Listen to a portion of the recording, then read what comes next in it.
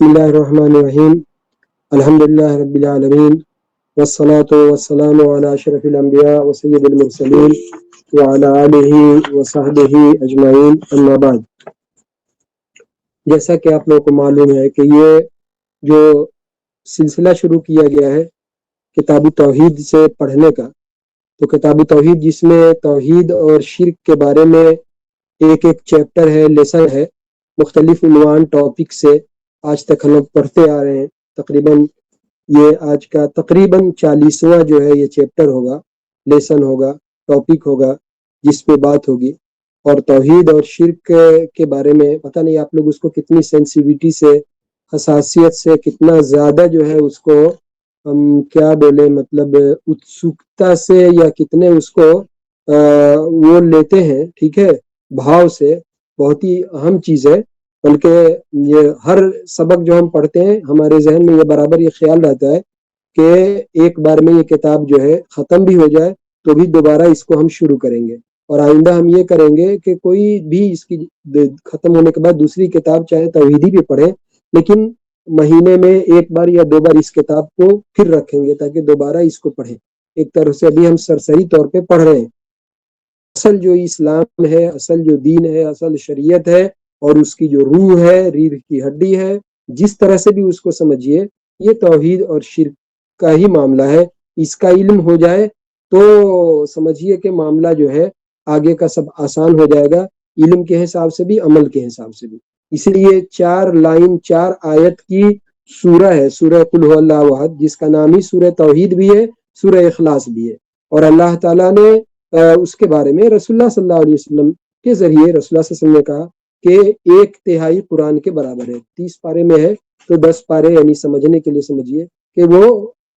سورہ ہے۔ کیوں؟ اس کا پورا جو ہے توحید اللہ کے بارے میں یہ ہے، تو یہ بہت ہی اہم بات ہے۔ اور خاص طور سے پچھلا جو درس تھا وہ بھی، اور آج کا جو درس ہے، ان دونوں کا آپس میں بہت ہی گہرا تعلق ہے۔ تو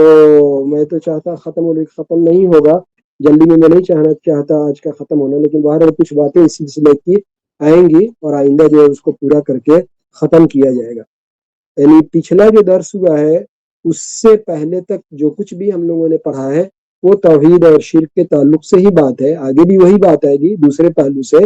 اور ایک طرح سے معبود جو الہ ہے، اللہ تعالیٰ جو الہ ہے، معبود ہے، اس کے پورے وسیع بڑے معنی میں، تو اس کے تعلق سے پڑھا کہ معبود کا حق ہے توحید کا، اور شرک سے چاہے جس درجے میں جس سطح میں بھی ہو اس سے بچنے کا یہ ہے۔ اور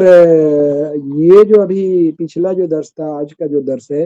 اس میں 3 باتیں ذہن میں رکھیں۔ ایک تو معبود جو اللہ تعالیٰ ہے، معبود، اور انسانوں کا نام لوگ معبود رکھتے ہیں، معبود نہیں رکھنا ہے، وہ اللہ تعالیٰ ہی کا نام ہے۔ الہ کا معنی ہے معبود، عبد المعبود نام رکھنا چاہیے۔ رکھنے والے عبد المعبود ہی رکھتے ہیں، لیکن اب لوگ جو ہے عبد العلی ہے تو علی علی پکارتا ہے، عبد الرحمن ہے تو رحمان رحمان پکارتا ہے۔ رکھنے والے نے عبد المعبود ہی رکھا ہوگا، لیکن لوگ جو ہے معبود کر کے، شیطان تو اپنا کام کرتا رہتا ہے، اس کو ہٹوا دیا عبد کو اور معبود پکروانے لگا۔ تو عبد المعبود جو ہے، یہ معبود بتانے کے لیے میں بتا رہا ہوں، یا پھر اگر اس کو الف اور حمزہ سے بھی معبود لکھا جاتا ہے، صرف معبود بولنا ہو، عین اس میں نہیں ہے، اس کا معنی دوسرا ہے۔ بہرحال تو معبود یعنی الہ جو صرف اللہ تعالیٰ ہی ہے، اسی کا حق ہے۔ تو ایک چیز اس میں یہ سمجھنا ہے کہ دیکھیے، یعنی پچھلے درس کو بھی اور آج کے درس میں بھی دونوں سے پہلے ایک بات یہ سمجھنا ہے کہ معبود کے کئی درجے ہیں۔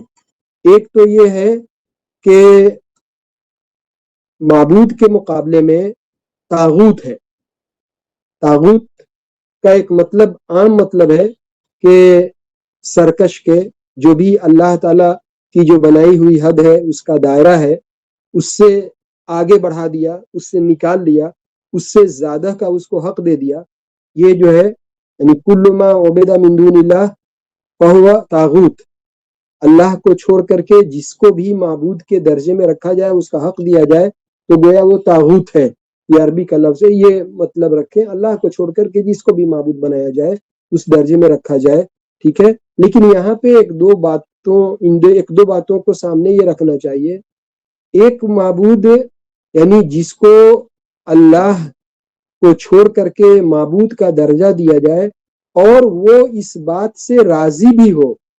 یعنی خود اس کو خوشی محسوس ہوتی ہو کہ مجھے عبادت کے درجے میں رکھا جا رہا ہے، مجھ سے وہ جو ہے وہ چیزیں، وہ غرض، وہ باتیں ہم سے مانگی جا رہی ہیں جو اللہ سے مانگنے کا حق ہے، یعنی ہم معبود کے درجے میں رکھا جا رہا ہے اللہ کو چھوڑ کر کے کسی کو، اس کا اس بات سے راضی ہونا ضروری ہے، وہ اس کے لیے تیار ہے، وہ خوش ہے اس بات سے، تبھی جا کر کے یہ بات میں اس لیے بول رہا ہوں کہ جیسے عیسیٰ علیہ السلام کو، ٹھیک ہے، عزیر کو اللہ تعالیٰ کا بیٹا بناتے ہیں، عیسیٰ علیہ السلام کو گاڈ مانتے ہیں، کرسچن اللہ کا بیٹا مانتے ہیں، نعوذ باللہ من، ان کی عبادت کرتے ہیں، لیکن خود عیسیٰ علیہ السلام اس سے راضی نہیں ہے،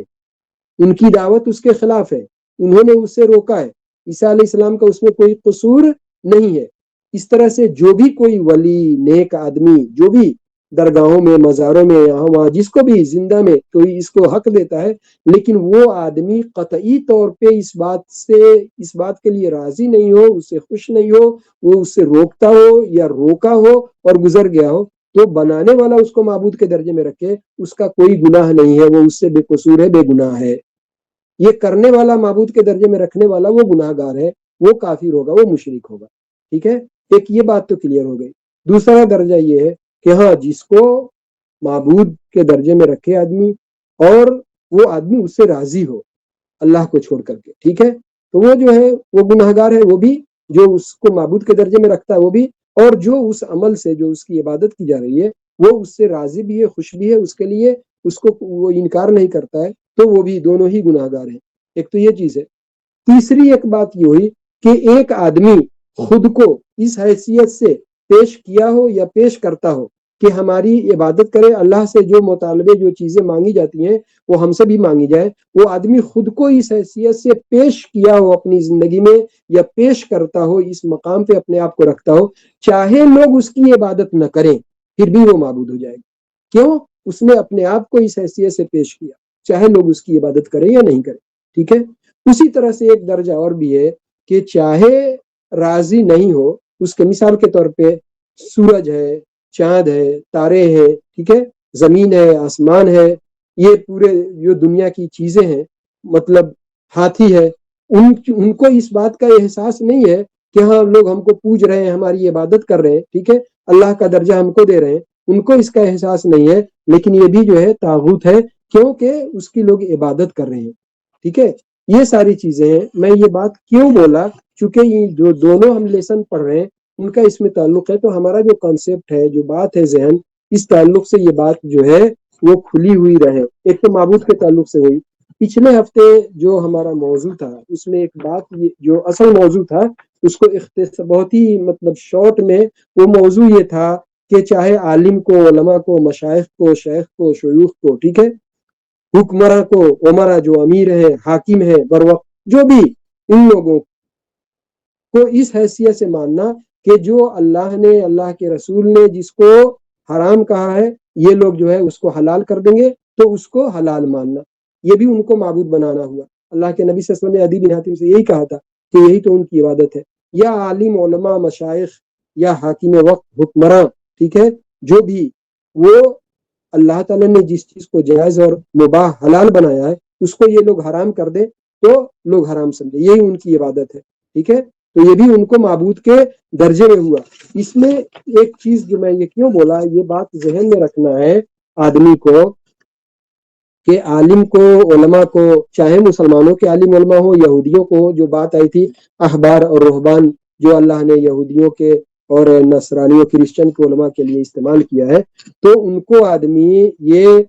ان کے درجے ہوں گے، دو کیٹیگری ہوگی، اس کو دو طرح سے دیکھا جائے گا۔ کب بولا جائے گا کہ ان کی یہ پیروی کر رہے ہیں، اطاعت کر رہے ہیں، تو گویا ان کی عبادت ہو گئی اور وہ شرک اور کفر کے درجے میں، تو یقیناً بہت ہی مطلب نازک معاملہ ہے، حساس معاملہ۔ یہ کب بولا جا سکتا ہے؟ ایک تو یہ ہے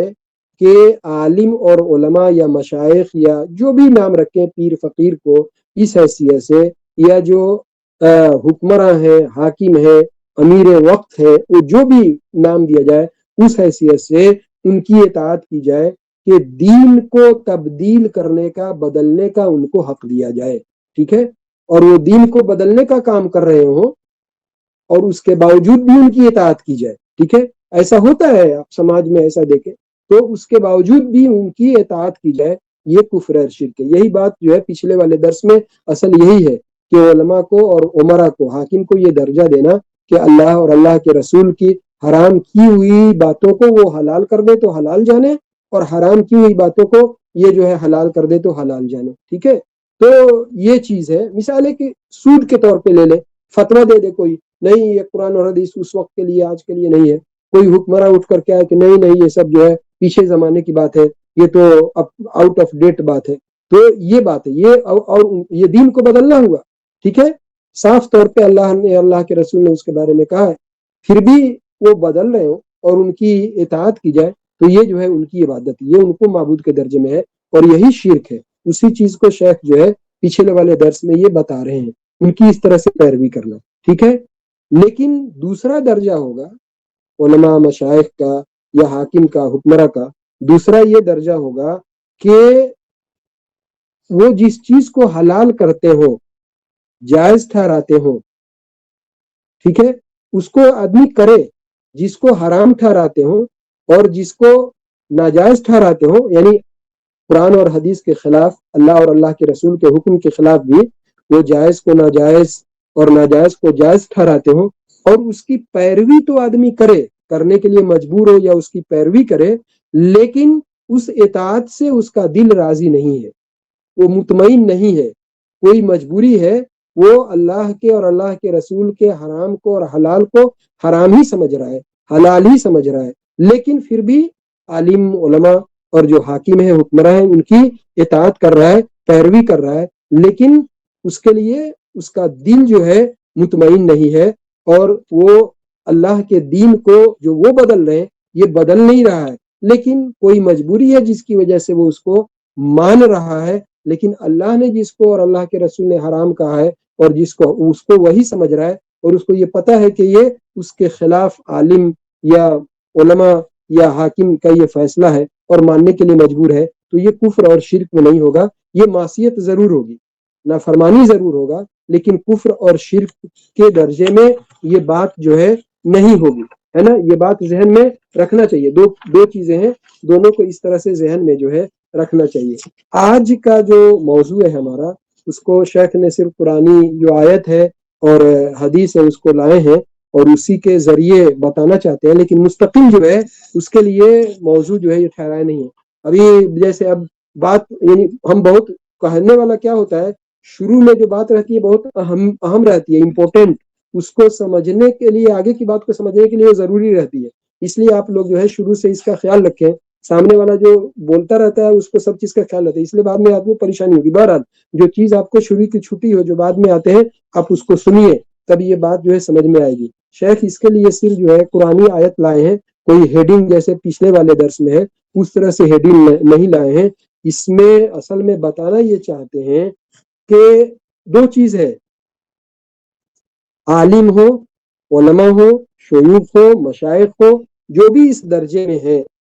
اور دوسری چیز ہے کہ جو حاکم وقت ہیں، حکمراں ہیں، وہ حاکم ہو جو بھی ہو، مطلب آج کے زمانے میں جو بھی نام ان کا دیا جائے، ان کی آدمی پیروی کرے، جیسے عالم علماء ان کی پیروی کرنا ہے، اسی طرح سے حاکم میں وقت ہے، خلیفہ ہے، ذمہ دار ہے، اس کی اطاعت کرنا ہے، تو ایک طرح سے وہ مطاع ہوا، یعنی اس کی اطاعت کرنا، معبود جس کی عبادت کی جاتی ہے، اور مطاع وہ ہوتا ہے، مطاع جس کی اطاعت کی جاتی ہے، ٹھیک ہے۔ تو اب یہ جو ہے یہ حق اصل میں یہاں پہ جو شیخ بتانا چاہتے ہیں، یہ آیت آگے آ رہی ہے، اس کے ذریعے یہ بتانا یہ چاہتے ہیں کہ جو کلمہ ہے شہادت، لا الہ الا اللہ محمد رسول اللہ، تو لا الہ الا اللہ یعنی اللہ تعالی کو چھوڑ کر کے دوسرا کوئی بھی برحق معبود نہیں ہے جس کی عبادت کی جائے، اس کلمے ہی کا تقاضا ہے، لازمی تقاضا ہے۔ لا الہ الا اللہ جو کلمہ توحید ہے، اسی کا لازمی یہ حصہ ہے کہ اللہ کے رسول پہ بھی ایمان لایا جائے۔ لا الہ الا اللہ میں ہے ہی اشہد ان لا الہ الا اللہ و اشہد ان محمد رسول اللہ، دونوں باتیں ہیں اس میں، کہ صرف اشہد ان لا الہ الا اللہ لا الہ الا اللہ پڑھنے ہی سے یہ لازم آتا ہے، یہ ضروری بالکل ہے، اس کا حصہ ہے، الگ نہیں کیا جا سکتا کہ اللہ کے رسول پہ بھی ایمان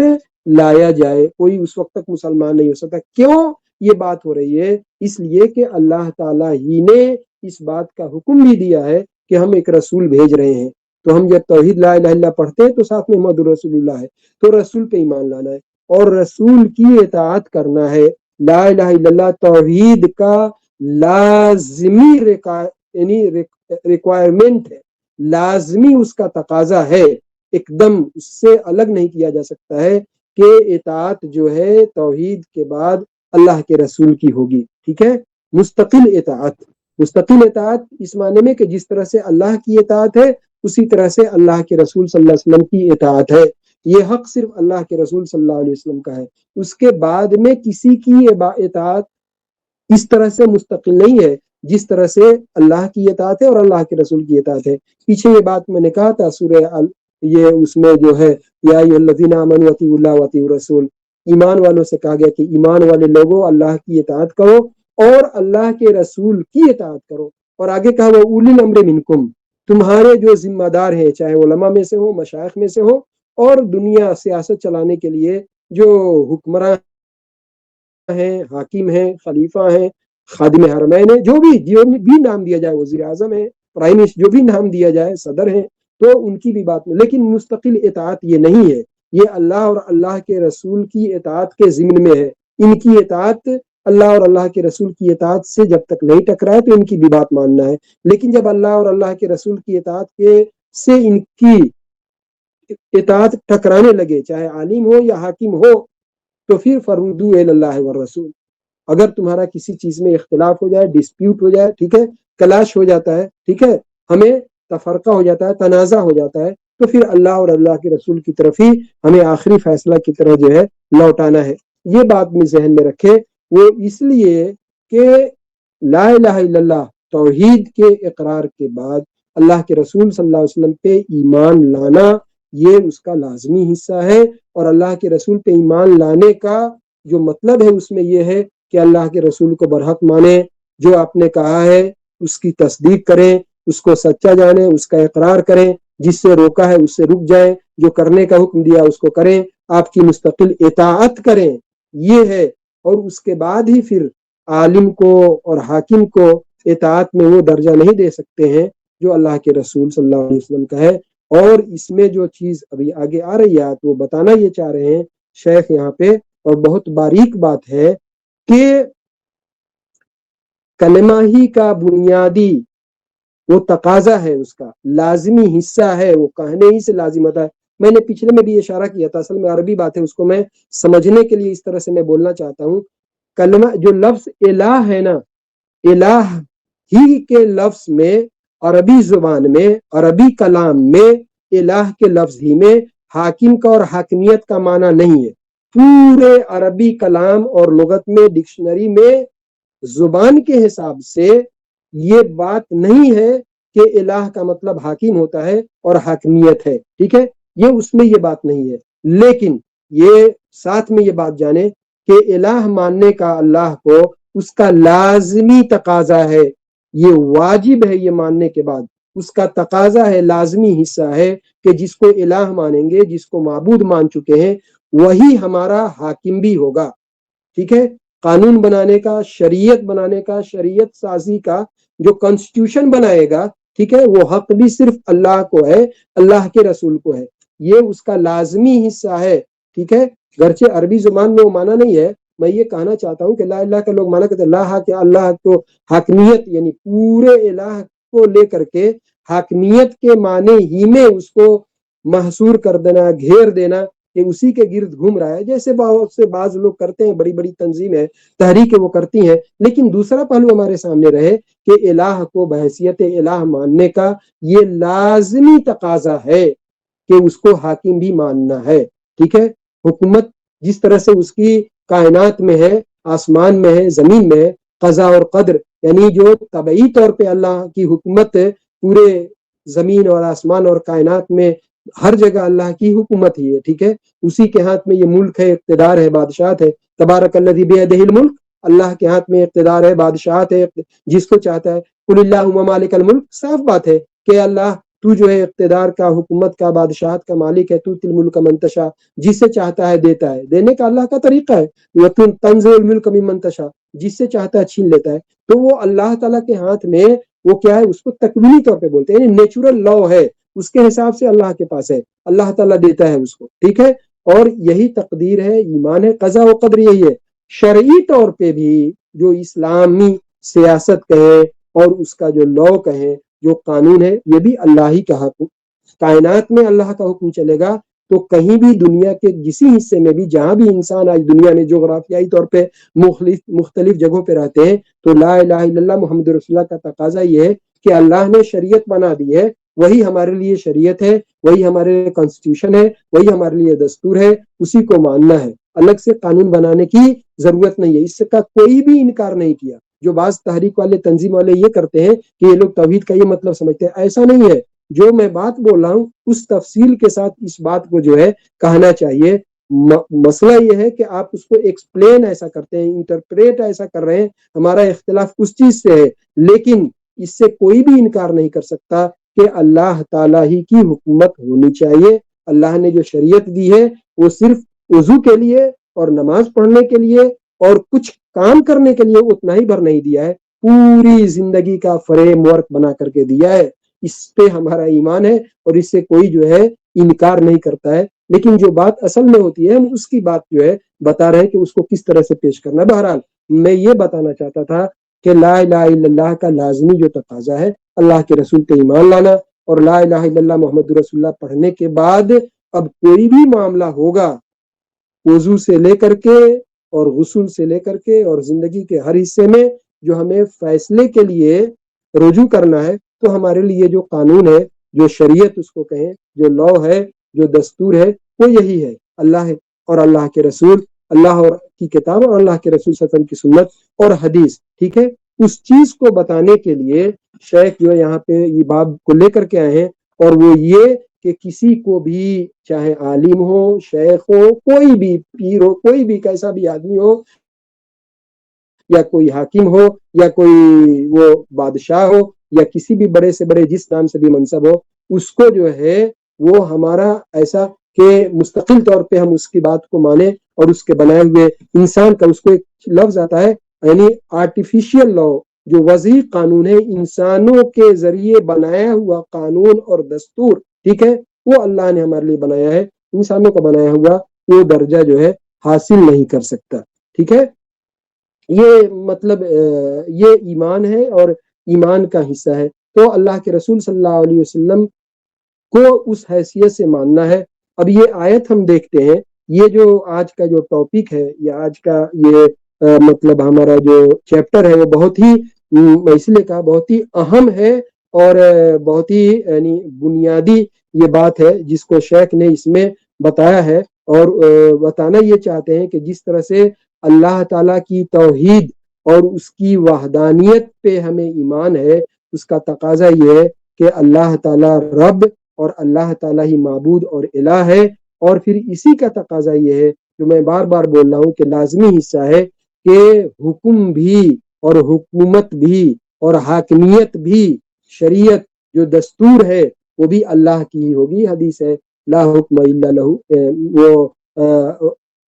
ایک حدیث ہے کہ صرف اللہ تعالیٰ ہی وہ حاکم ہے، اور فیصلے کے لیے اللہ کی طرف ہی رجوع کرنا ہے، اللہ کے رسول صلی اللہ علیہ وسلم کی طرف جو ہے رجوع کرنا ہے، اور جو بھی انسانی بنایا ہوا دستور ہو، قانون ہو، جس نام سے بھی جہاں بھی ہو، وہ سب اس کے بعد کے درجے ہیں۔ اب اس میں بھی تفصیل ہے جو آگے آگی، ساری بات شاید ہم آج یہاں نہیں کہہ سکے، لیکن یہ ضروری بات